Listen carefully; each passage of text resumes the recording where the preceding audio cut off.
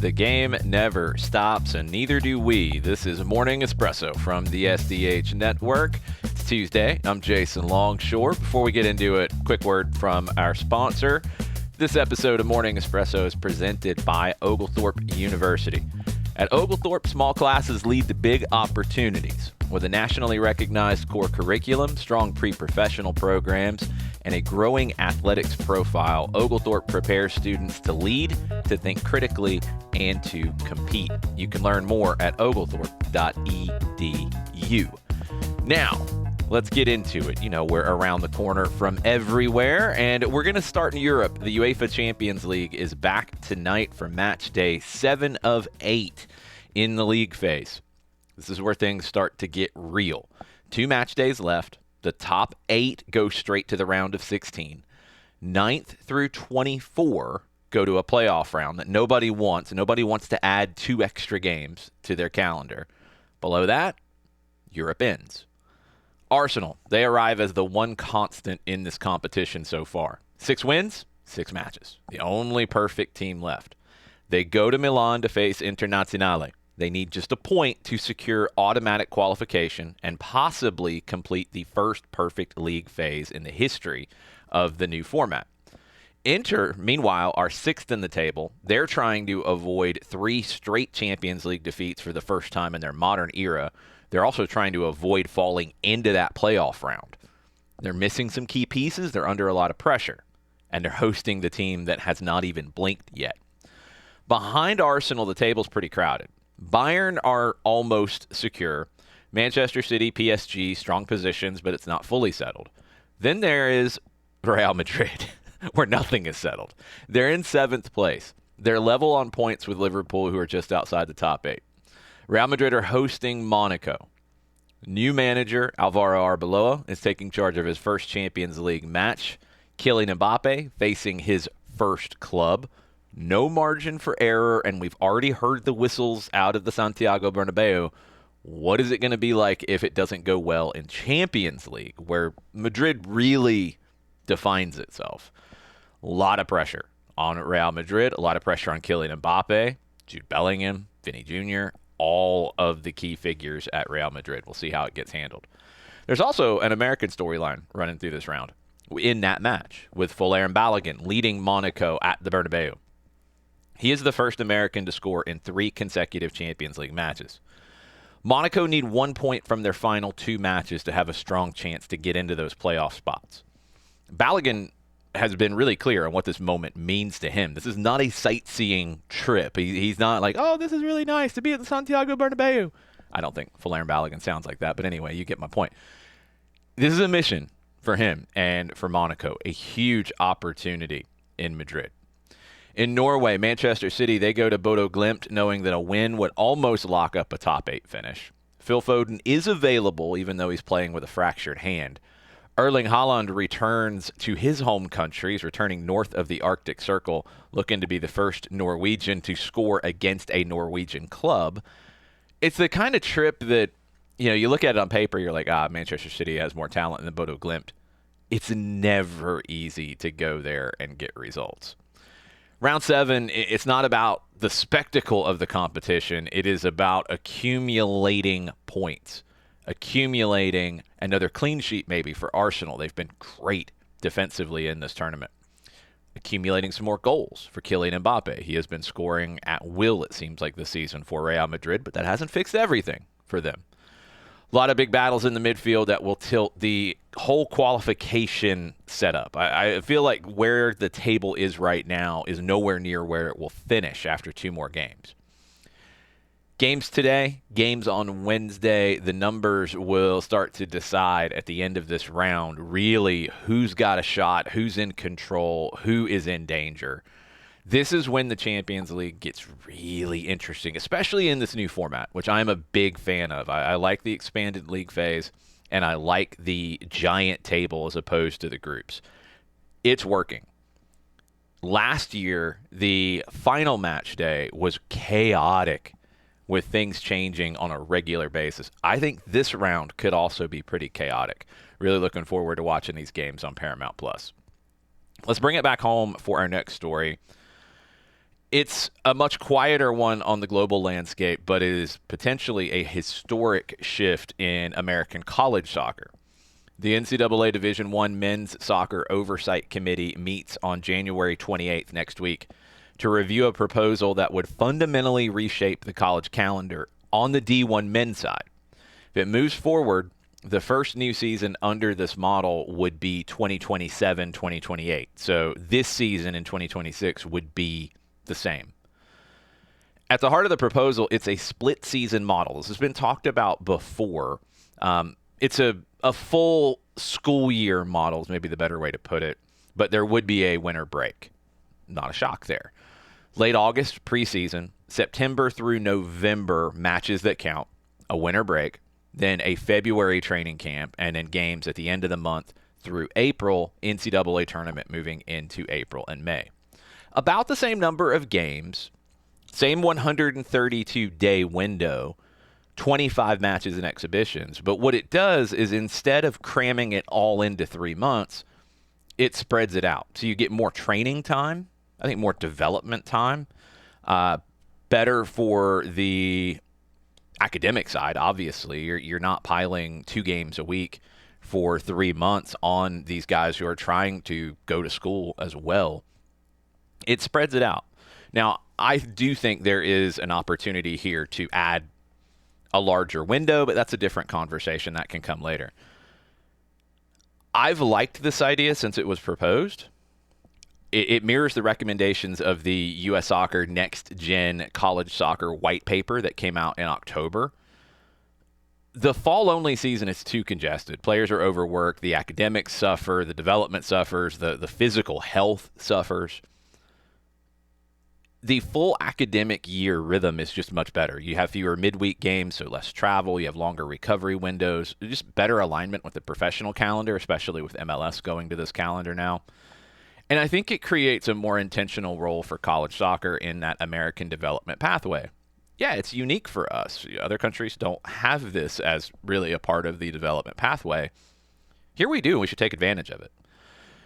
There's also proposals in that white paper for deeper change. Now, I don't know what will go through, if anything goes through next week in this meeting. But in the white paper, there was talk about regionalization, really getting away from the current conference structure. Tiered competition, reduced travel costs because of all this, more sustainable finances, which is going to be a conversation for a lot of schools at the D1 level. And just a structure that better reflects where the game is right now. I agree with a lot of the advocates that are saying this is needed and it's also different than past attempts to do this. These decisions are coming more from soccer people making these recommendations and then hopefully pushing through these decisions. I mean, you have U.S. Soccer involved in this, which has never really been involved in the college game. U.S. Soccer CEO J.T. Batson calls it renewal, not reinvention. Keep what works, modernize what doesn't. But the big questions come next if the D1 men's side goes with this. What does that mean for the D1 women's side, which historically has been more cautious about changing to a full school year calendar?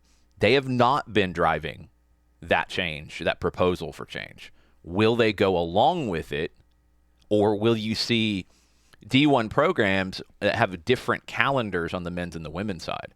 That would be awkward. That could be strange.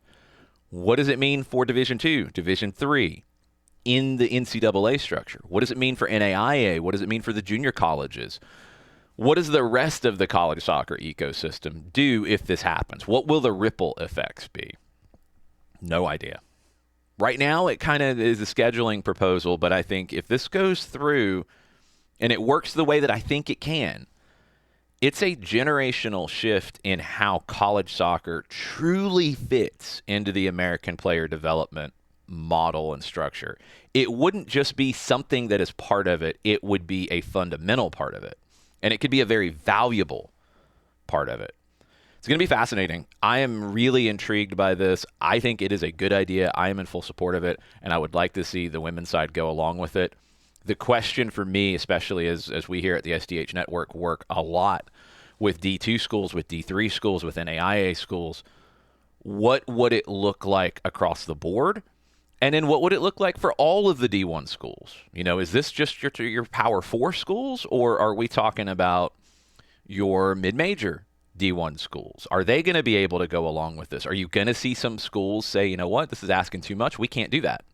Even though it's the same number of days, it's just spread out differently. You got to think about an athletic department. Now soccer would be at a different time of the year in the spring with games. They do have spring practices, and that's part of the current number of days that are available. Those games just don't count. Would it really cause a lot of extra strain to athletic departments? I don't know. I don't have the answers to all that. I think for the soccer side, it would be the right move. Are enough schools going to be able to go along with it? And the ones that can't, what is going to happen with them? Are they going to drop to D2 or D3? Is that going to stay on a different calendar? I don't know. The conversation, the time is right to have the conversation. I think change is needed. Let's see now what that change looks like. So from some generational questions about the future of college soccer, back to the day-to-day work of covering the game here at home. Let's bring it back around the corner. SDH AM live this morning starting at 9:05 on YouTube and Twitch. Maddie Cruz joins to break down Atlanta United. They're headed to Florida for the next phase of preseason this week. Daniel Sperry of the Kansas City Star, he returns to discuss Sporting Kansas City's evolving ownership situation now that the changes are official. John Nelson will keep you updated on the OFC Pro League, where former Atlanta United 2 defender Ronan Wynn starred in his debut, and he'll continue our Champions League Matchday 7 conversation. Also, if you missed it, Soccer Over There is available on demand after a night spent on me ranting mostly about chaos and responsibility and what we want more of in the game and maybe what we want less of. And then Picks of the Week happened, and we took a detour through Aztec mythology, new mascots in Guatemala, and a whole lot more that I did not expect. You can watch that on demand on YouTube. You can listen to that on demand as a podcast. Yeah, it was chaotic. So from what we're covering here, let's turn to the story shaping the game around the domestic side of things. Claudia Martinez, potential record move for the Paraguayan teenager who has been linked from Libertad to Washington Spirit in the NWSL. Could be the largest transfer fee in the history of the women's game. She's 18. She's already one of South America's brightest attacking talents, and the release clause would be expensive for the Washington Spirit, but it also shows the league's growing role as a destination for elite global players, along with the larger number of elite global players being produced out of South America. Tadeo Ashende, he permanently moves from Celta de Vigo on a contract to Miami through 2030. 24 goals in 54 matches last season, 9 in the postseason. Miami can still add a third designated player because he is not a designated player, and I do not exactly know how. That needs to be explained. But Miami is pursuing Herman Berterame from Monterrey. They're waiting for their response. They could trigger his release clause. Will he want to come? I think it's a different conversation than teams that have previously chased him out of MLS because he would be lining up alongside Lionel Messi, alongside Rodrigo de Paul, alongside Tadeo Ashende. It's a pretty big pull for Berterame. So intriguing to see if this one gets done and what Miami's roster looks like. Delphine Cascarino, she has reached an agreement with the San Diego Wave that allows her to leave on a free and sign with the London City Lionesses. I don't know why they allowed her to leave on a free. This happens a lot in the women's game where clubs seem more willing to do that. And I'm not saying it's a good or a bad thing. It's just a little surprising that they're not going to get some kind of a transfer fee here. She goes to London City, 3.5-year deal. Michelle Kang owns London City. It's a big project. It has not worked great this season in the Women's Super League, their first year in the league. A couple closer to home, Orlando Pride, they secure Soleil Washington, long-term deal after her standout career at Florida State. She was a local star here at Chambly High School, has already represented Jamaica at the World Cup. Some local roots, some international experience headed to Orlando in the NWSL. And also, Georgia player Ayo Oke, now at the Denver Summit. She has been called into the U.S. Women's National Team January camp, her first senior call-up, replacing Avery Patterson, who's out due to illness. So from the domestic picture, let's widen the lens a little bit. Let's run through the rest of the global headlines. Brahim Diaz, he apologizes, takes full responsibility for his missed Panenka in the AFCON final loss to Senegal, calls it a wound that will not heal easily. He still finished as the tournament top scorer, collected the golden boot in tears. It was really rough to see. I think any of the insinuations that he missed on purpose are not accurate. I think he ultimately makes a mistake with, it's saved and it doesn't look good. He took a really bold decision to try the Panenka. A lot of people have defended it, and it's a decision. It is a choice to do that in that moment. I think it was too big of a risk. It doesn't happen. I thought it was a risk when it's happened for somebody like Zinedine Zidane in a World Cup final. I feel like more can go wrong with a Panenka than with a more traditional penalty, but that's just me. I also don't have the skills to do a Panenka, so, there's that. Gutsy move from Diaz. I hate it for him because he was so good in this tournament. I hate it for Lille striker Hamza Igamane as well. Ruptured his ACL in the AFCON final. Will be out several months. 5 months before the World Cup, his participation is now in serious doubt and probably very unlikely. Mark Gahey, he has made the official move to Manchester City from Crystal Palace, £20 million. He was out of contract in the summer. That's why that number is a little low. It's low in the sense that he's worth more than that, but it's high in the sense that you could have had him for a free in the summer. But City need him now. He's not eligible to play in Champions League, but he is eligible to play this weekend against Wolves in the Premier League. Aston Villa, they're working to complete a marquee move for Tammy Abraham after Daniel Malin's exit. Agreement with the player is reportedly already in place, and it is pending getting his loan at Besiktas canceled. Nico Paz, he is killing it right now with Como in Serie A. Scored twice as Como beat Lazio 3-0 to move to within 2 points of 5th place. He is looking like one of Serie A's best young midfielders and maybe somebody who becomes critical in Argentina's World Cup defense this summer. Estudiantes, they cruised in the Copa Argentina. They beat Ituzaingó 4-0. Second half surge. They advanced comfortably. Facundo Farias, he scored his first goal for the club. Argentina, their World Cup preparation schedule is now set for March. They will face Qatar 4 days after the Finalissima against Spain. That's part of their World Cup preparations. Both games will be played in Qatar. Our old friend Pity Martinez, he is nearing a move to Tigre in Argentina. He would stay in the domestic league. Former River Plate star has now left River and is headed to Tigre, it looks like. Let's go to Brazil. Ponte Preta. We've talked about Botafogo and their transfer issues. Ponte Preta, their crisis has deepened. They need emergency funding to lift multiple transfer bans as just salary arrears pile up with the club. We'll see if they can save themselves. Issues similar to that in Ecuador with Emelec. The Sports Ministry of Ecuador has voided Emelec's board and has ordered new elections as their financial crisis deepens. Let's go to Scotland. World Cup friendlies set for Scotland as they prepare for their first World Cup since 1998. They will host Japan and Curacao at Hampton Park in March. So, wrapping everything up on Morning Espresso, Champions League, back at the point where the format stops becoming theory and it starts becoming judgment in round 7. 2 match days left, automatic qualification on the line. Some teams will book their spots in this round. No room for comfort anywhere in the table. At the same time, college soccer stands at a moment of possibility. A calendar that has resisted change for decades may actually finally move. And with it, the role of college soccer in the game in this country may shift quite a bit. On the field, in the boardroom, the next phase of soccer is already beginning.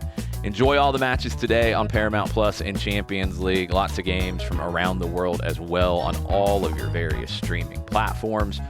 We'll see you in the morning with more Morning Espresso for Wednesday. Big thank you to our friends at Oglethorpe University for supporting the Morning Espresso.